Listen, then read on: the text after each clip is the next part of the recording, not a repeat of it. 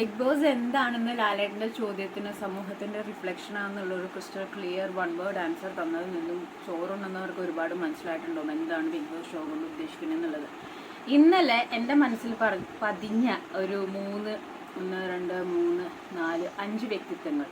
Okay, അതിൽ utter flop failure അല്ലെങ്കിൽ characterless ആയിട്ട് എനിക്ക് തോന്നിയത് ജബ്രിയാണ്. കാരണം എന്ന് വെച്ചാൽ ഒരുപാട് വെള്ള പൂശൽ നോക്കി, നുണ പറഞ്ഞു, കാര്യങ്ങൾ മാറ്റി പറഞ്ഞു. ലൈക്ക് മണ്ടന്മാരാണോ എനിക്ക് അറിയാൻ പറ്റാത്തോണ്ട് ചോദിക്കാം. ബിക്കോസ് ഇത്രയും ക്യാമറ ഉണ്ട്, ലൈവ് പോകുന്ന സംഭവമാണ്, പ്രേക്ഷകർ കാണുന്നുണ്ട്, കണ്ടസ്റ്റന്റ് കാണുന്നുണ്ട്, എല്ലാവരും കാണുന്നുണ്ടെന്ന് അറിഞ്ഞിട്ട് പോലും റോക്കിയുടെ കേസിൽ പ്രൊവോക്ക് ചെയ്തിട്ടില്ല. അവനാണ് ഇങ്ങോട്ടൊന്ന് പ്രൊവോക്ക് ചെയ്തത്.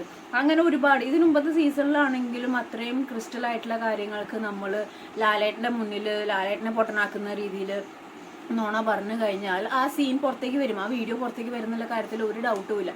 ആ ഗ്ലാസ് കൊണ്ട് വീടുണ്ടാക്കുന്ന ഇതിൽ നല്ല രീതിയിൽ ഗബ്രി പ്രൊവോക്ക് ചെയ്തിട്ടുണ്ട്. അങ്ങനെ പല സിറ്റുവേഷനിലും നല്ല രീതിയിൽ അവർ പ്രൊവോക്ക് ചെയ്തിട്ടുണ്ട്. സോ ഏതൊരു മനുഷ്യനാണെങ്കിലും ഇപ്പോൾ ഇതൊന്നും ഓരോരുത്തർക്കും ഓരോ ക്യാരക്ടർ ആണല്ലോ, ഓരോരുത്തർ റിയാക്ട് ചെയ്യുന്നത് വെറുതെ ഈ പറഞ്ഞ മാതിരി കുറയ്ക്കാത്ത പറ്റിയുടെ വായിൽ കോലിട്ട് കുത്തിക്കണ്ടിന് കടിച്ചു പറിക്കുന്നുള്ള കാര്യത്തിൽ ഒരു ഡൗട്ടും ഇല്ല. സോ ഗബ്രി അവിടെ നല്ല രീതിയിൽ നാണം കെട്ടു. ലാലേട്ടൻ ചോദിച്ചു, ഐസ്ക്രീമിന്റെ കേസിലാണെങ്കിലും ആ ടോൺ മോഡുലേഷനിലൂടെ അത് ലാലേട്ടൻ തിരിച്ചു കൊടുത്തു.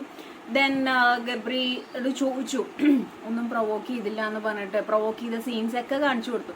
ഇതൊക്കെ കാണിച്ചപ്പോൾ തന്നെ അയാൾക്ക് പിന്നെ ഒരു മനുഷ്യനാണെന്നുണ്ടെങ്കിൽ അവിടെ അത് മനസ്സിലാക്കി പ്രത്യേകിച്ചൊന്നും സംസാരിക്കാൻ പറ്റാതെ ഐസായിട്ട് മെൽട്ടായി ഭൂമി പിളർന്ന് താഴോട്ട് പോയാലോ എന്നുള്ളൊരു അവസ്ഥയിലേക്ക് പോകും.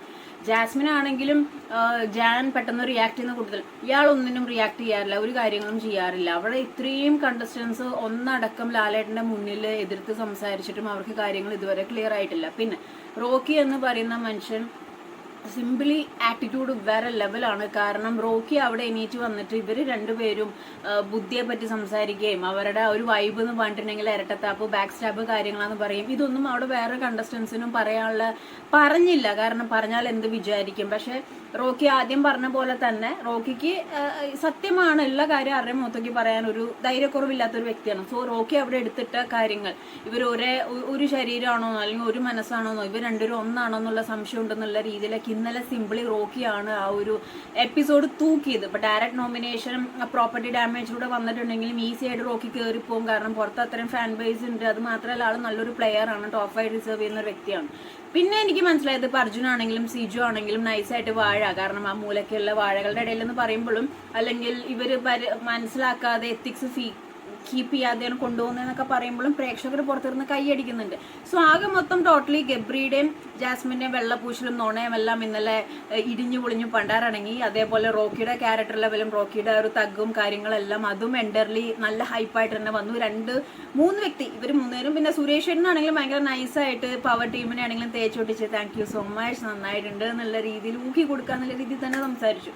So as A person Rocky ഇങ്ങനത്തെ ആളുകളാണ് സമൂഹത്തിൽ ആവശ്യം. ആരെയാണെങ്കിലും എന്താണെങ്കിലും ഡയറക്റ്റ് സംസാരിക്കുക. അതേപോലെ ഇതേപോലത്തെ കുറെ ആളുകളുണ്ട്, വെള്ള പൂശി നുണ പറഞ്ഞ് ഉറക്കം നടിച്ചു നിൽക്കുന്നവർ. അവരെയൊക്കെ ഇതേപോലെ കുത്തി പുറത്തോട്ട് എടുത്ത് സമൂഹത്തിന് മുന്നിൽ കാണിച്ചു തന്ന് നന്നാവാനുള്ള സമയം കൊടുത്തത് നന്നാവുന്നില്ല എന്നുണ്ടെങ്കിൽ ഇതേപോലെ തേച്ചോട്ടിക്കുക എന്നുള്ളത് വേറെ ഒന്നും ചെയ്യാൻ പറ്റില്ല.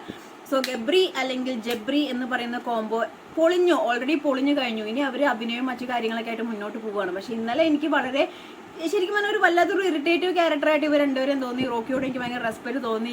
ജിൻഡോവും മല്ലയ്യ വേറെ ലെവലാണ്, രസഭാവങ്ങളും ഡാൻസൊക്കെ കളിച്ച് അവിടെ നല്ലൊരു എന്റർടൈനർ കം ഫൈറ്റർ കം പ്രേക്ഷകരുടെ മനസ്സിൽ ഇടം പിടിക്കുന്ന ഒരു വ്യക്തിയായിട്ട് മാറിക്കൊണ്ടിരിക്കുകയാണ്. ഇനിയും ഒരുപാട് അപ്ഡേറ്റ്സ് ആയിട്ട് നമുക്ക് വീണ്ടും കാണാം. ഗുഡ് ബൈസ്.